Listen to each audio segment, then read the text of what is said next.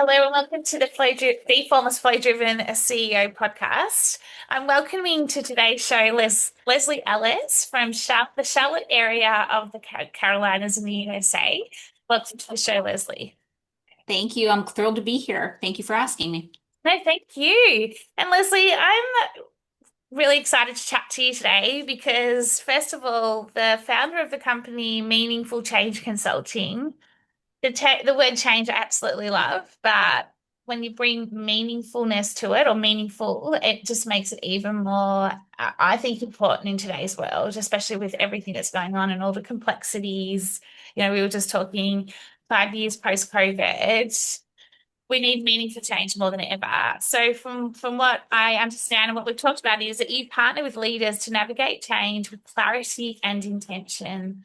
And again, we need more clarity and intention than ever because we have so much going on it in our minds and our brains and our day to day. It's pretty hard to think straight at times. You've got a background in organizational development and psychology, and Leslie helps clients design change strategies that are both practical and deeply human. And I want to talk to you about that practicality piece as well, because it's just so required and so needed. Like we can be up here in all the theory and everything else, Hmm. but taking people on that change journey requires practicality, right? Yeah. So you had the company for 8.5 or 9 years, and tell us about your journey. How did Meaningful Change come about? How did you get to the name as well? I always love to understand that. Yeah, tell us a bit about your journey. Yeah. Well, thank you for asking. I'm an accidental entrepreneur. I'm completely in that bucket, like many entrepreneurs tend to be. I wish I could say I was more intentional about it. But I was part of, like many folks, I was part of a layoff years and years ago, actually more like 11, 12 years ago. And I started just doing what we call in the US staff augmentation consulting, right? I was just helping out various companies, almost like I was full time for them, but I was a contractor, Yeah. right? And after a while, I ran into a firm that said, we want to employ you, but you need to be your own business for liability reasons and so on. And so, hence, accidental I was entrepreneur. about And to then once say. I formed a business, kind of started, I thought to myself, well, maybe I should do this. Maybe it shouldn't just be a legal formality. Maybe I should actually try to cultivate and build an organization. And so that's how I fell into it, quite honestly. I was originally, my business was called Involved Change Consulting, and I over time changed it to Meaningful, mainly because over the course of my work, what I realized was that the relevance and meaning of the change is part of what makes it come to life. Yeah. And if I'm working with senior leaders, executives of organizations, helping them to be able to articulate, why are we doing this? What caused us to want to do these big changes? And what are we trying to create with it? Right, really helps to create that meaningfulness no Mm, matter what the change is. mm, Even if you want to perceive it as a negative, like layoffs. mm. But usually there are some drivers, there's some reasons behind most organizations doing any kind of change, and helping them bring that to life and bring it into a strategy that actually can realize the benefits they're after is the powerful work, Yeah. right? That's the work that most organizations aren't seeing through to the end. They're just installing or implementing and hoping for the best as opposed to setting it up for success from the beginning. And are you still seeing that now? Like, are you seeing that more than Oh, ever? oh Like, yeah. do you think Oh it's yeah, it worse? hasn't slowed down. Yeah. Some leaders have gotten better at it. Some of them probably a blend of by default been burned in the past.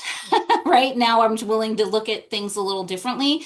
But we still have a lot of organizations and leaders out there that don't see change as a strategic discipline, a strategic capability of the organization yet, or they talk to it but haven't actually made it at that level of visibility and support and resourcing. And it's still just a downstream thought of let's take care of the change side more intentionally. So I'm still see quite a lot of it, and helping organizations make that mindset shift, leaders make that mindset shift for themselves and their teams is there's still plenty of work out there. And Yeah. any leaders that are looking for it, we're happy to help. Yeah, it's interesting, isn't it? Because like, even through my own experience in when I was back in corporate, it was Yeah, death by PowerPoint. Like it was the change was being done through a PowerPoint. And I want to talk to you a bit about this because you can have the best plan in place in a PowerPoint document. And then it's almost like, ta-da, it's done. It's like, no, it's not. And, then it's called a transformation or whatever. Uh, And like cringe. it's almost like the Cringe. I know, right? Cringe, totally right. And the PowerPoint's done. And then it's almost like, okay, and it's like the PowerPoint is magically going to become the leader or become the orchestrator of the change. Yeah. And it just doesn't happen that way. And I think it's just for me, it's reality, right? It's like, like it just doesn't happen that way. It requires champions of change. It requires, not just a leader, but people, the whole total environment involved or people to become part of that change. Do you Yeah. quite often see a lot of documents with all the change? All the time. Well, so let's talk a little bit about it, right? There's still a lot of organizations and leaders in particular who believe that a good project plan, getting from point A to point B in almost a beautiful straight line, is going to be what gets them success. But the reality is that, listen, and I'm not knocking our project management and program management No. peers. They are necessary. We need them. They make our lives easier too. But the reality is that project plan manages tasks and timelines. It doesn't manage all of the human dynamics, all of the alignment needs, how we're going to handle the strategic tension. It doesn't handle the conflict, all the things that tend to arise, especially with truly transformational or large scale complex changes. And so plans create emotion, but it's not necessarily progress towards the benefits that you want to see. You need the people for that, and it needs alignment, more alignment work than what a project plan is going to usually incorporate. And so, execution on paper doesn't necessarily, or paper or PowerPoint in this case, doesn't necessarily equal the success and execution in reality. So there's, perfect plans, but if we don't do those human dynamic side, the psychology side, all of the pieces that I mentioned, it's just paper. It's just paperwork, and it just looks really good on paper, and then we wonder why we can't follow it and stick with it because the nature of transformation is not a straight line. It's not. Oh yeah, I call There, it non-linear. It's always non-linear yeah, for me. It's yeah, never A to B. There's always yeah. stuff that happens. What do you in terms of your alignment, what are you seeing in leaders and when they're not aligned? Like do you have that ability and you've obviously got a psychology background, so I'm sure you do. But can you walk into an organization and already like within minutes like talking to them pick's the wrong word, but like almost kind of know exactly know high level what's going on, like in terms of, because it's a psychology game in a way, right? Where you're understanding people dynamics, Yeah. personalities, and quite often, you'll go in, I know this, and I go in and the leader's like, oh, it's this, it's that. And then I'm like, oh, we've got to start with you first. But it's a real delicate dance of how you then, like you can't just say to the leader, it's you, because the leader's like, it's everything else, and this is why nothing's changing, sort of thing. Like I always find that super fascinating. Um, and I've been that Yeah. myself at times as a leader, like where I've just thought it was everything else, but actually alignment starts from within, from the inside. What's your thoughts on that? Yeah, so I've completely aligned, use the word alignment, aligned with you on that change happens from the inside out, right? So we have our mindset on the personal level. We have then our behavior that tends to follow what comes out of our mouth, what we choose to do, which we call that action, right? So whatever you're thinking, then whatever actions you take with your behavior afterwards. And so if what you're thinking and what you're doing as a behavior after doesn't necessarily is not consistent, right? But we can't see what's in people's minds. Usually, what they say tells you what's in their minds, but we need their level of alignment through their behavior in corporations.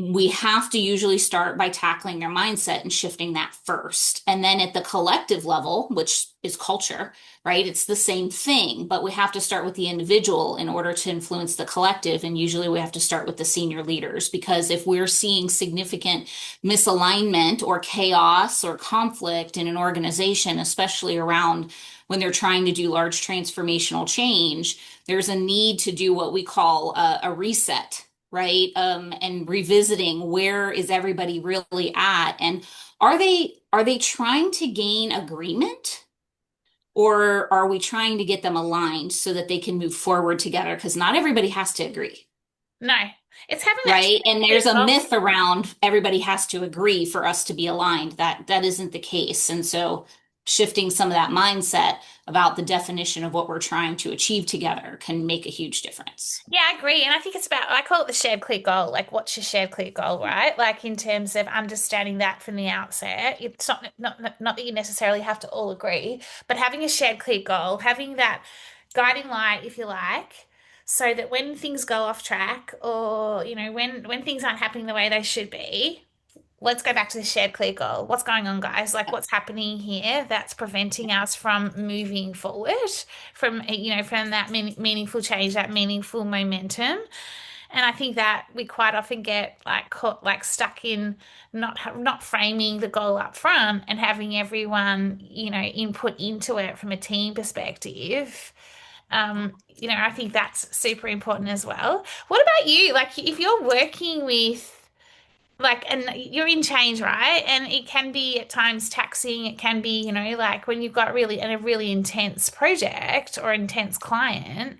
How do you ensure that your mindset and your clarity and your alignment stays intact also, so that you can be going in with that fresh perspective? Because transformation and change can be exhilarating, but it also can be exhausting and draining when you're right in it and you're in that real, friction, tension point. Yeah. How do It's you? it's a great question.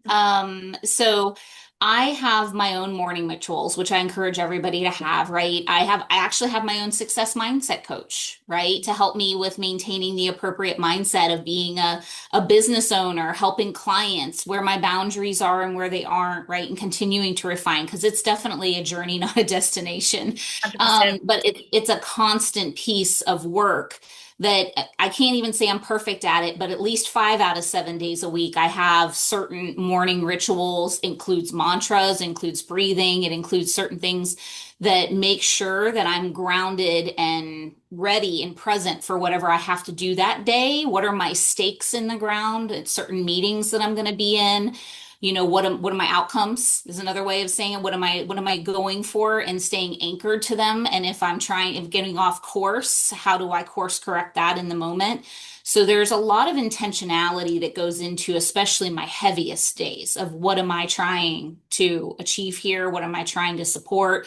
Who do I need to be for my clients today? By meeting some days, right? If I have a lot of them. And so there's that work. And then there's also just work of taking care of myself. Listen, I'm going to be the first one to tell you that I love my facials. And I love taking care of my hands, pedicures, manicures. Like, I love that stuff, but that's the kinds of things that I need to make myself feel better for showing up at my best with others too. So, everybody has different things. I might go Some get a people love pedi today, reading. actually. Well, not pedi, See? a mani today, because you've just reminded me I need that. And I'm thinking maybe See? something I need, like, just to go and sit. I can take my dog there. He just sleeps on my lap in the.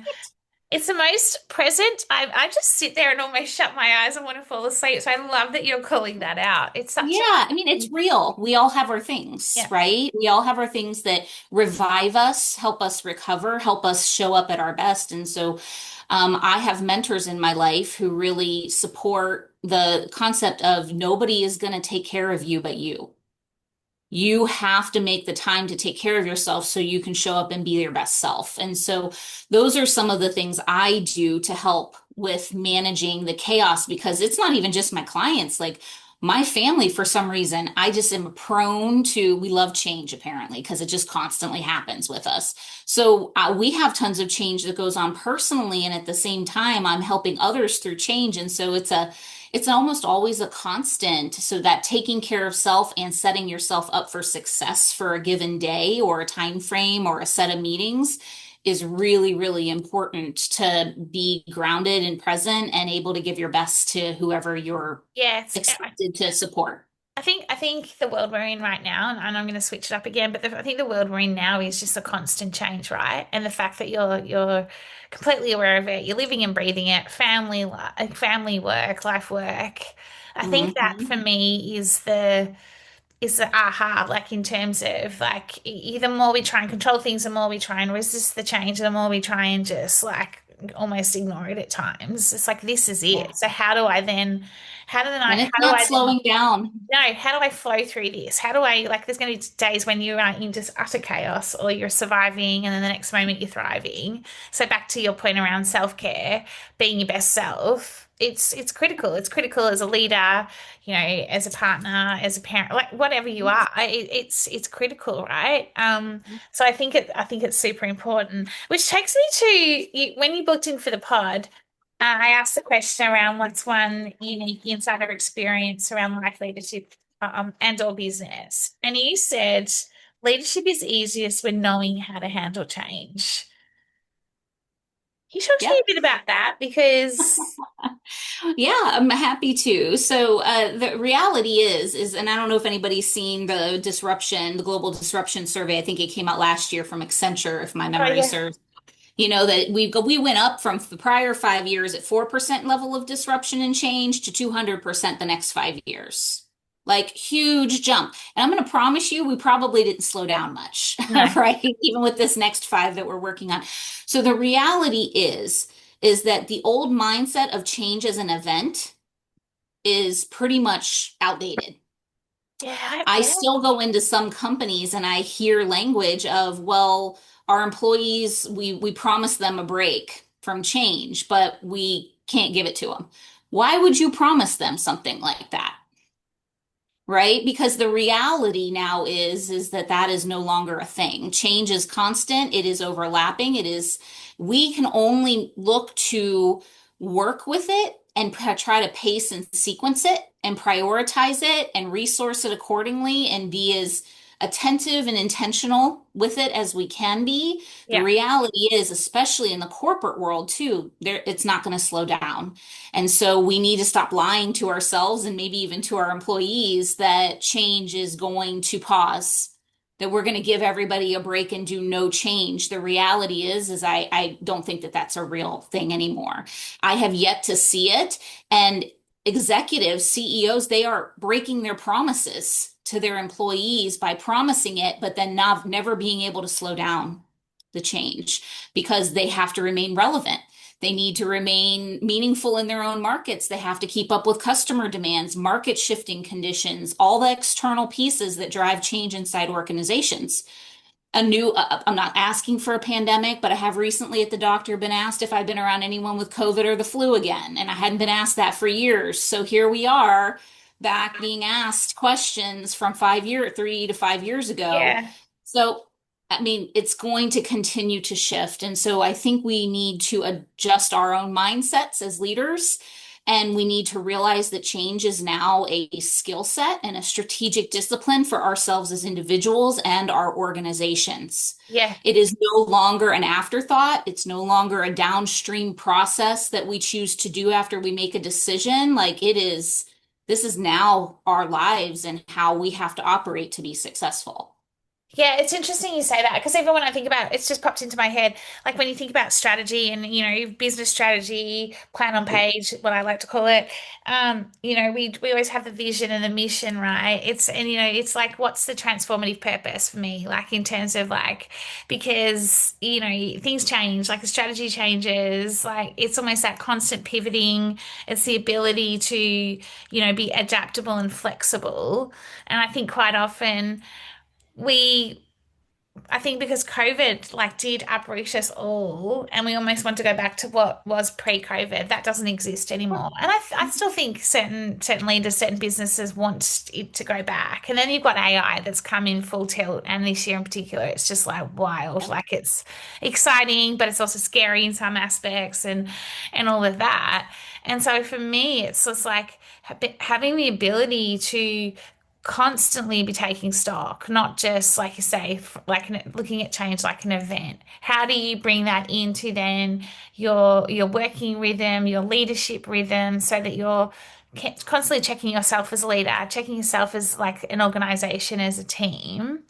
And that requires the pause, right? And the power of the pause. And been talking a lot about that lately, and I'm keen to get your thoughts on this because everything is so fast. We're working like, constantly if we wanted to, which obviously leads to then burn all the things. But there's this unique ability to, as a leader, I think, to have this ability to just pause amongst all the chaos and have the ability to be able to just sit and look at everything and be strategic on what's next versus this reactivity, because that's where we get caught up as well. Like, what's Yep. your thoughts on that? And are you seeing that? Like, are you seeing businesses or leaders, because I see quite often it's resist. I can't pause. I can't do this because, and I used to do it. I used to do it like, oh my God, if I stop, everything's going to fall apart. But it's like, no, it doesn't.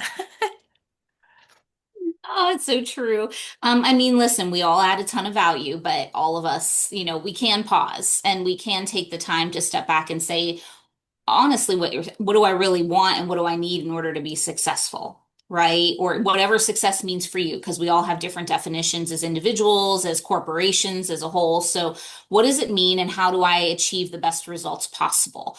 And so everybody does have to, we also call it in the middle of transformational change, don't be afraid of the reset, right? As I mentioned earlier, because that's essentially we agree to pause for a minute, regather our bearings and figure out did anything shift that we need to realign to in our change strategy of what we're trying to achieve here, and take that time to make sure we realign ourselves, we reorient ourselves to what we are needed. It's the same concept with like me sharing what I do most mornings before I have especially busy days at work of, okay, I have to get myself grounded and centered, so let me pause this morning and let me intentionally look at my day and say, who do I need to be in all of these sections of my day? How do I need to show up? What do I want?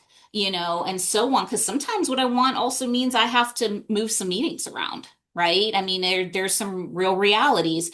We don't, as a whole, and honestly, probably as a lot of humans across the world, don't pause or reset often enough to say, hey, what was really needed here to achieve whatever it is that I'm after.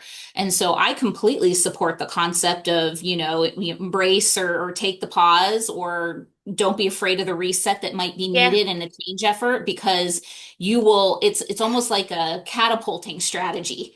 Right? I will go faster, smoother, flow through my day better, flow through the next part of this change effort, which might be multi-year, if we take the time to reset ourselves. But for some reason, a lot of leaders were fearful of taking that time. Like our subconscious tells us, you don't have the time to take the time. But then I would ask you, well, then when are you going to have the time to fix it all? Because you're going to make missteps that you wouldn't probably have made otherwise. And you're going to have to take that time later anyways. So why not take it now? Yeah, which takes me to the clarity point, right? Because like I'm all about the subtractive psychology, but when we're not clear, when we make the wrong decisions, we make reactive decisions. Like it all happens that way. And clarity is key. Clarity is everything. Like when we're clear, we're calmer, Yeah. we make better decisions, we're better people, we Yep. show up present, we, Absolutely. and we've got The only way you get clarity is you got to give yourself a little bit of time to get clear. yeah, yeah, Otherwise, whose agenda are you following? What's happening? And then, and to your point earlier, we're more reactive than thoughtful and proactive. And it's not a bad thing to always be reactive. Sometimes we have to be. That's the nature of the world that we live in. But we don't anticipate everything, but there's a lot that we could that would just make our days, our weeks, our hours, our minutes a lot smoother. So what do you see then as the biggest opportunity for leaders right now? Like right now in this, like we're heading into 2026, not like we've still got a couple Yeah. few months to go, but like what are you seeing? Like AI's everywhere. There's so much change in the world, put it that way, or complexity. Like what are you seeing as the biggest opportunity? Yeah, so I would tell you a lot of leaders that I'm talking with right now, they're looking at a couple things, and a lot of it relates to they have a lot of market conditions external that are hitting them, and they're saying AI, whatever it might be, labor market challenges, regulatory Yeah. challenges, whatever's coming at them. They're starting to look more and more at their organization structure. And are they agile enough? Do they have the right work functions in place? Do they have the right capabilities to deliver what they need to deliver over the next 5, 7, 10 years, depending on how long out they look at a strategy for? So I think there's a lot of resetting happening in orgs, but what I'm also seeing is a lot of hesitation of saying, we know we need to refresh. We know we need to change up some things in order to really achieve this lofty strategy we just set for ourselves, but we don't necessarily know how to do that change process. And so I'm seeing more and more leaders ask more questions about how do we do this well? Because we can't afford to not do it well, right? We don't have that kind of time like we used to No. have. So the speed of reinvention is speeding up, right? Because our the half-life of reinvention is speeding up in every industry. Like utilities and energy don't have 75 to 100 years anymore to, hang out. They don't have it. So they have to speed up, and now it's more like 5 to 7 years. So with that level of shift, companies and leaders are asking themselves, how do we do this better? How do we have more adaptability, be more agile? How do we develop the capability to shift faster? So that's a lot of what we're seeing is that boost in the focus of how to reinvent, how to be more adaptable in order Mm. to achieve our objectives and respond to the constant changes that are happening around us. Mm. And I may have asked this question, but I do want to focus a little bit on it for a second. But why do you think then so you go in or you have these conversations, they ask these questions, but yet then when push comes to shove, there's this resistance or there's this fear. What is it? What do you think it is? Do you think it's fear of like that they may be out of a job eventually if they put these structures in place? Like I'm always this is the bit that I always go really deep on with my clients in terms of just really getting into what is the fear, what is the resistance, what is stopping you? It depends. It depends on if it's an individual level or if it's a collective level, right? So Mm, at an individual level, some of it you hit on. Some of it is just I don't want to change. I'm happy to help the rest of the org change, but maybe I don't I don't think I should need to change. There's some of that. There's some folks who have never had the experience of failing before. So yeah. they're a little afraid of the new environment that Yep. they're pretty much like you need to embrace the failure as a learning, as an opportunity, right? There are still some leaders that they've been really successful in their career, probably on the technical and functional side of things, but when they get into that more senior C-suite level, right now the fear is, uh-oh, if I fail, will I be pushed back down? Will I Yep. not make it? Then there's also a little bit, and this gets a little into the collective sometimes too. And it was funny, I just had an executive not long ago say it to me. And it's like, well, it's possible there's some leaders in his organization who are a little afraid to have people look underneath the hood. Mm, What has been happening for the last how many years, it's so and true. why have you made decisions the way you did? Even if we have no intent of there's no punishment, there's legacy and we honor the legacy. It's gotten us to where we are, but there's still a fear of if you see what's underneath the hood or you behind the closet door or whatever it might be, that I would be judged and that I'm not going to be considered the great leader that I'm currently, revered as. So there's all kinds of different things and leaders might have other motivators too, but those are some common ones that exist. I don't necessarily want to change. I haven't had the experience of failure and I don't want it to be now, which can work for them and against them. And then you also have the expert development mentality. is still very, very strong in executives from a adult development theory, right? That they know the best, and it's why they won't Yeah, engage someone so like me. true. It's so true. I already know how to do this, but yet it's like, yeah, but you're not getting your results, are you? So if we talk in getting it installed, implemented, you can absolutely get it in place, but it doesn't mean that you got adoption and you got the results that you said that you wanted back in your business case. Yeah, fascinating. Two last questions for you. Tough conversations, like or Uh, conflict. You brought that up. You brought that up earlier. We didn't tap into it. How do you handle them? How do you because you're change, right? The word change instantly is like, there's always yeah, like, I love that you've got this meaningful change because everything you're doing is meaningful. yeah, It's not I always say it's not personal. It's it's meaningful, it's not personal. yeah. But you must come across some tough conversations that have to be had. You have to call it. Yeah, we do, yes. And I do on the regular.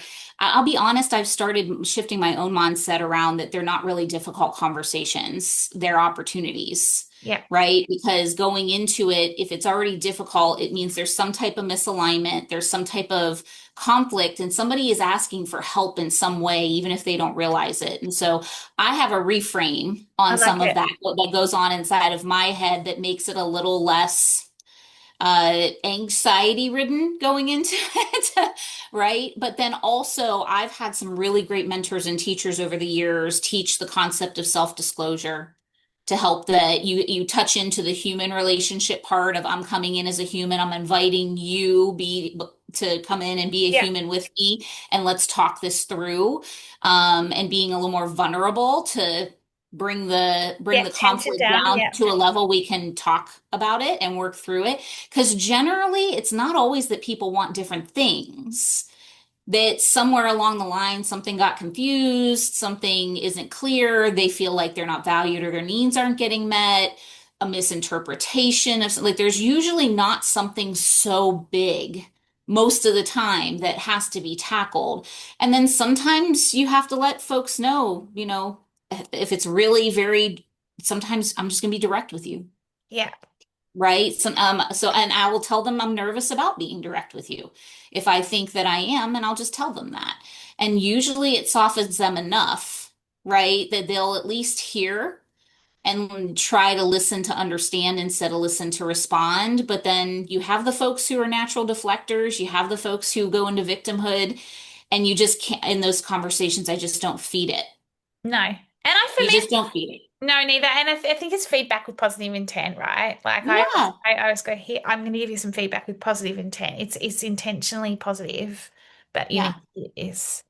Well, and if I've contracted with a leader and I'm working with an executive, then I should have, if I didn't, shame on me. But from being a trusted consultant and advisor, I have pre-set up in the beginning of our relationship that how we have these We'll kind of work together. Yeah, I conversations, agree. and Yeah. also that what you hire me for is this. You didn't hire for me to come and you be all rainbows and sunshine with you all the time. You hired me to help you get results, right? Okay, well, then I have some feedback for you that something that you shared Yeah. recently didn't land, and so on. And so I can always go back to the original contract or design of the relationship with executives. And if I didn't do that, then shame on me. And then I have to figure out how to do that in order to be, for that executive to be more open to it. Yeah. My last question for you is if, where am I going with this? It always comes to me. I need to just get it out properly. So, what a piece of advice would you give anyone or a leader or a business who was, let's just call it a crossroads, Mhm. and the business wasn't performing, it wasn't heading in the right direction, if you like, and they were like literally at a crossroads and they didn't know what to do. What would be one piece of advice you would give them as a starting point when it comes to change or meaningful change? What would be the one piece of advice you would give them? Well, I would first ask them, do you know what you want? because the reality is if something's going and they're now at a crossroads, somewhere along the lines, they either stopped going after what they wanted, which was a thriving business and sales and whatever that was needed to keep it out of the crossroads hairs. But then also for themselves, what do they want? Because a crossroads again is an opportunity. And so you're now at a crossroads and you have a chance to make this whatever you want. You can step away, you could sell, you Choice. Yeah. could revive it, you could do whatever. But if you're not clarity on what you want, personally and professionally in this scenario, then I would encourage you to go pause, to use your word, reset yourself, get clear on what you want, and then determine your path forward because all it is a choice. Yeah, I love that. Thank you so much, Leslie. It's been such a joy and a privilege talking to you. It's always great when we have these meaningful change conversations, and it's certainly been that. Thank you so much. How do we find out more about you? How do we find out more about meaningful change consulting? Yeah, thank you for asking. We have our website, meaningfulchangeconsulting.com. I'm also on LinkedIn. Like, you can find me at Leslie A. Ellis, or you can find me through Meaningful Change Consulting's business page. I'm fairly active on there, so you would get me if you sent me a message. So those are probably the two best ways to Yeah. find me. And then, of course, if somebody, you can get our info email on our website. So just send me a message. It comes right to me. Awesome. Thank you. Thank you so much. I'm going to let you get back to your evening, and I really appreciate the chat. And yeah, have a lovely evening. Yes, and enjoy your pedicure and Thank manicure. you. You're I welcome. will. I don't know what color I'm going to get. I'm thinking, I don't know. I need to think about that, but color's I a thing for me. So, yeah, but I'm absolutely going to do that today. When love you it. mentioned me earlier, what are you doing for the rest of the day? I'm going to be getting that now. I love that. Enjoy, and you have your stress relief with your dog on your lap. So Yeah, you've got it yeah. all in one package. I love Thank you it. so much. Thank you. Take care. Bye.